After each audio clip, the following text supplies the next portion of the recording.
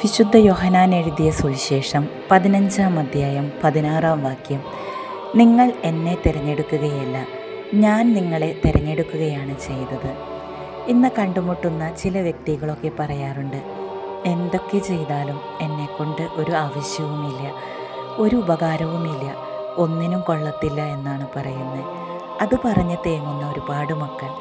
വിശുദ്ധ മത്തായി എഴുതിയ സുവിശേഷം 21-ാം അധ്യായം 3-ാം വാക്യത്തിൽ നമ്മൾ കണ്ടുമുട്ടുന്ന ഒരു പ്രധാന വാചകം, കർത്താവിനെ അവയെക്കൊണ്ട് ആവശ്യമുണ്ട്. ഒരു കഴുതയെയും ഒരു കഴുതക്കുട്ടിയെയും കൊണ്ടാണ് ആവശ്യം ഈശോയ്ക്ക് യാത്ര ചെയ്യാൻ. ലോകം കാണുന്ന ഒരു കഴിവുകളും നിങ്ങൾക്കുണ്ടായിരിക്കുകയില്ല. നിന്റെ കുറവിനെ നോക്കി അകറ്റി നിർത്തുന്നവനല്ല, നിന്നെ ചേർത്ത് പിടിക്കുന്നവനാണ് നിന്റെ ഈശോ.